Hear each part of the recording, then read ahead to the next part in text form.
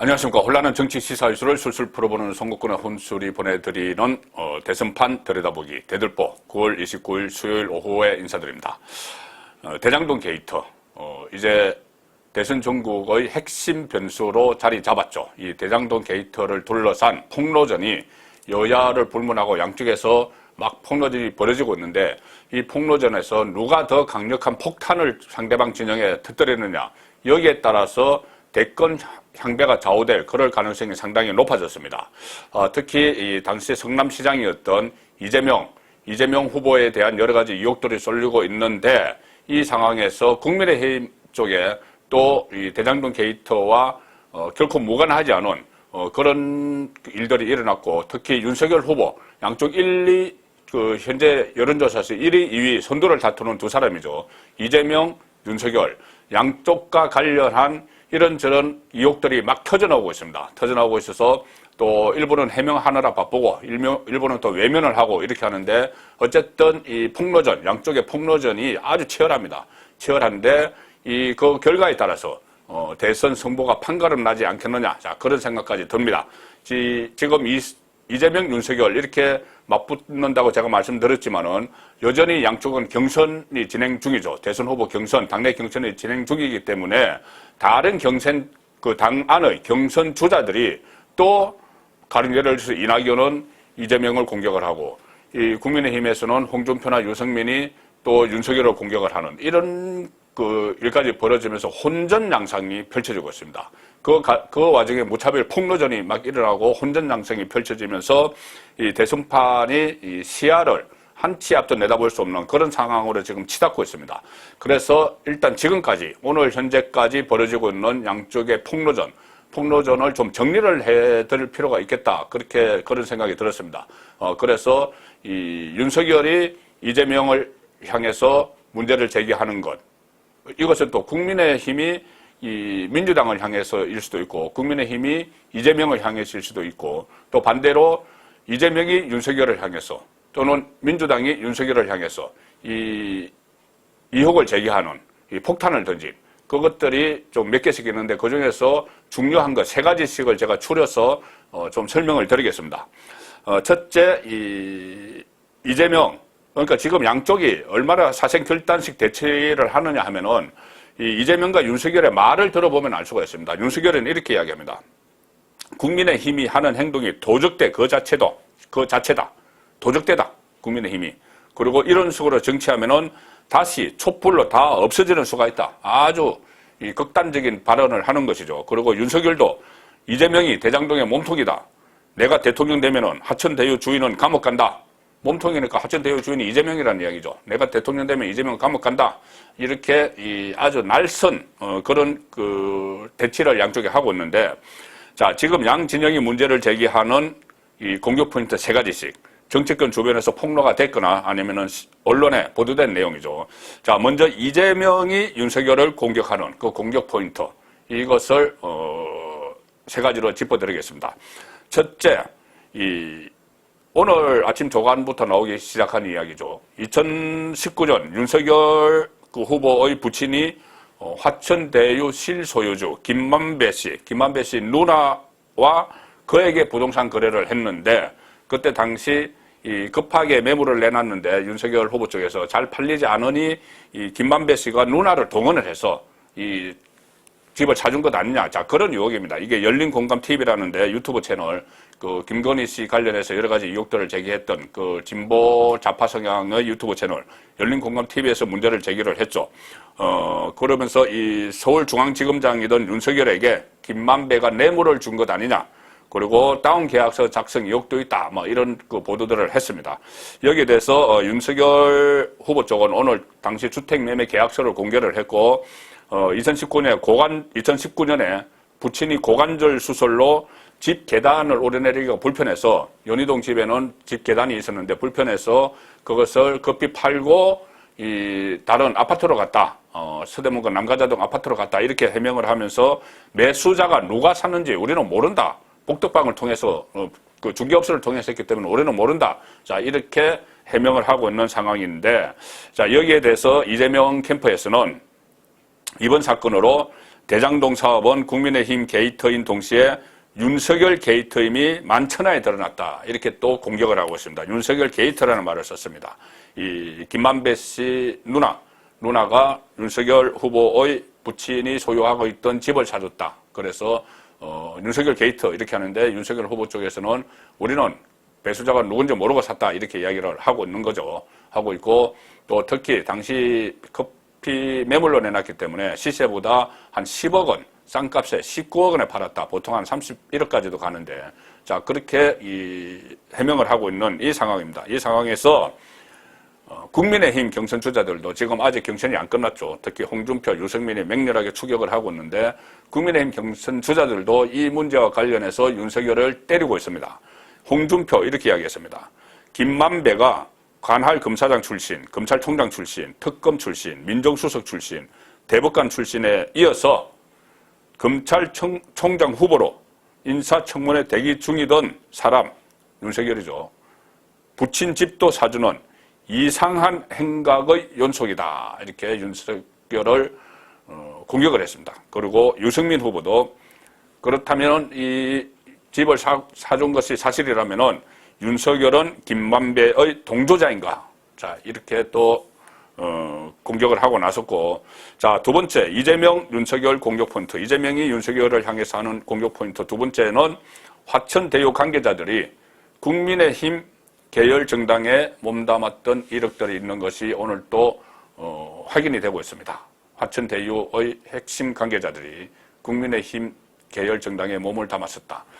자, 천하동인 4호 소유주, 지금 미국으로 샌디에이고로 도피했죠. 남욱 변호사가 있는데 이 남욱 변호사가 지금 국민의힘 그 전에 정당이죠. 한나라당의 중앙청년위원회 부위원장을 지냈다. 자, 이것이 또 밝혀졌습니다. 그리고 천하동인 또 화천대유 이것과 성남도시개발공사를 연결시켜줬다는 인물이 오늘 또 한 사람 보도가 되기 시작했는데 정민용 성남도시개발공사 전략실장을 지낸 정민용 변호사인데 이 정민용 변호사가 새누리당 지금 옛 국민의힘의 옛 이름이죠. 새누리당 김상훈 의원 지금도 국회의원입니다. 대구의 국회의원 김상훈 국회의원의 비서관을 지냈다. 그리고 정민용 변호사 이 비서관을 지냈고 보좌관도 아니고 5급 비서관을 지냈습니다. 저도 압니다. 이 정민용 변호사에 대해서 압니다.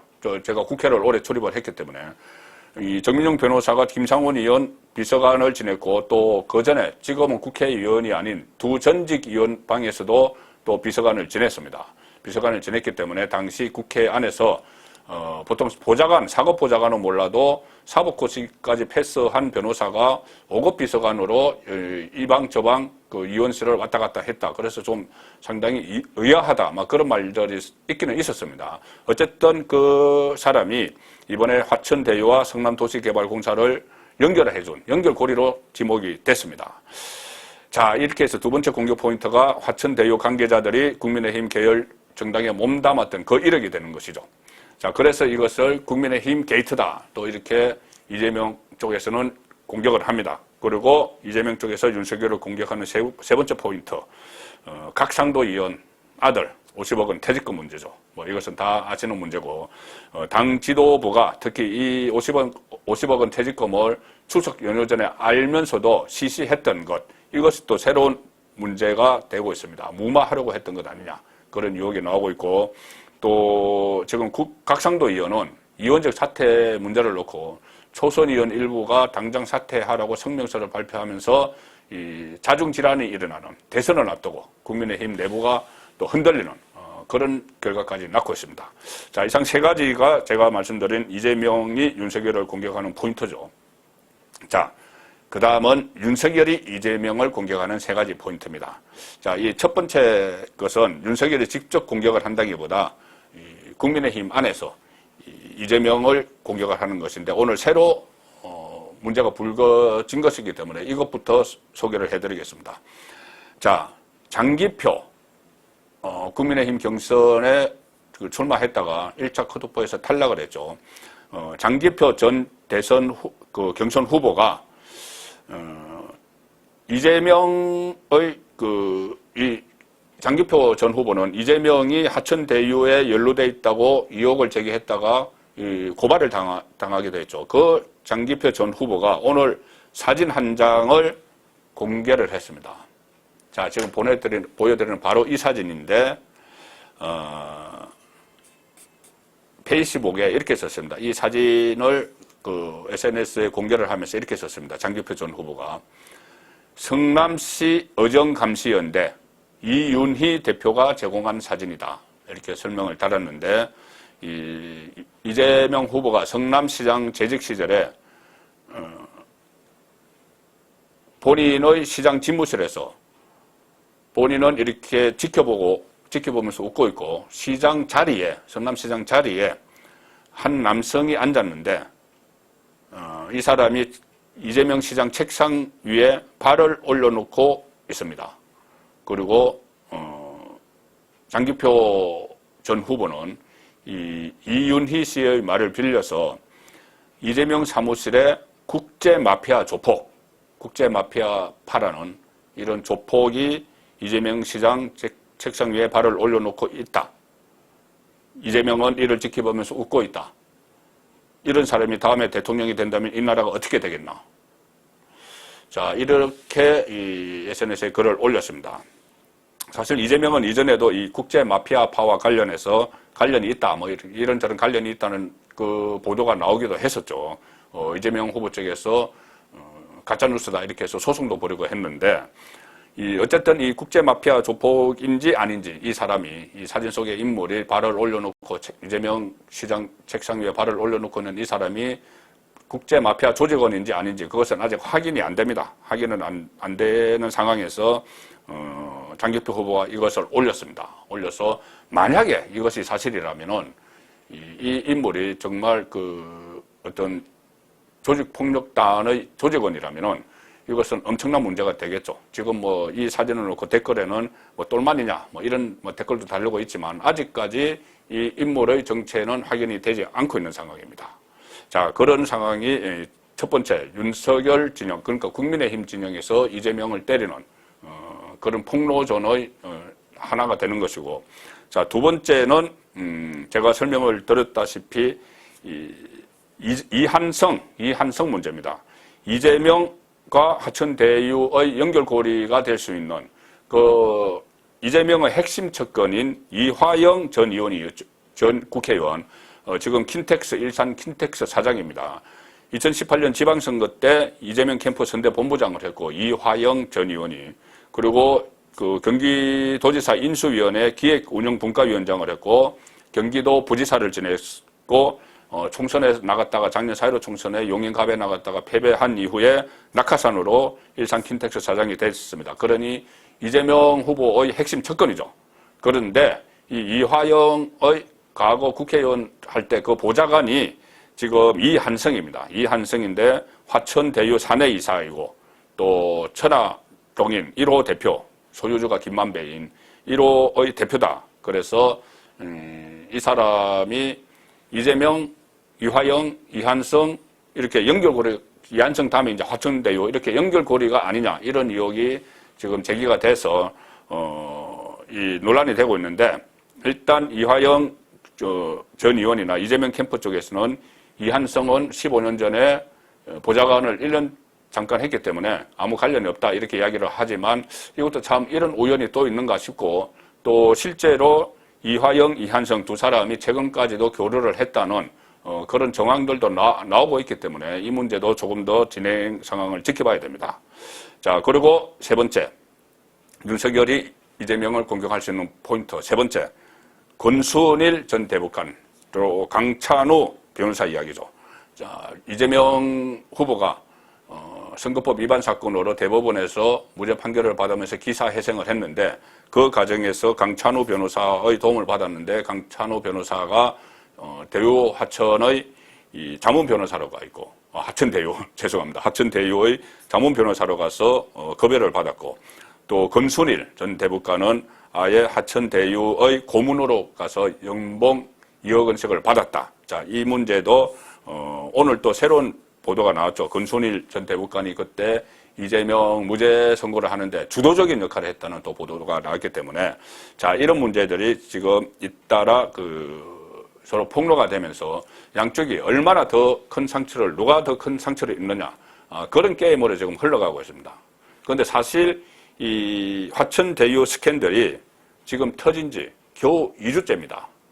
13일이죠. 9월 13일 날 조선일보가 첫 보도를 하면서 이 의혹이 터지기 시작을 했는데 그 이후에 후속 보도가 막 일어났고 또 오늘 검찰이 압수수색을 했죠. 화천대유와 여기 압수수색을 했는데 자, 2주 동안 터져나온 의혹들이 이런 것들입니다. 제가 지금까지 말씀드린 큰 것만 말씀드렸는데 이런 의혹들이 터져나왔는데 자, 이제 검찰이 수사도 시작을 했고 언론도 본격적으로 취재를 하고 있기 때문에 또 앞으로 어떤 폭탄이 터질지 그리고 그 폭탄이 얼마나 큰 파괴력을 가질지 어느 진영에 터질지 그 진영이 어떻게 여기에 대처를 할지 여기에 따라서 대권의 향방이 결정될 것 같은 자, 그런 분위기가 지금 대선판에 감돌고 있습니다.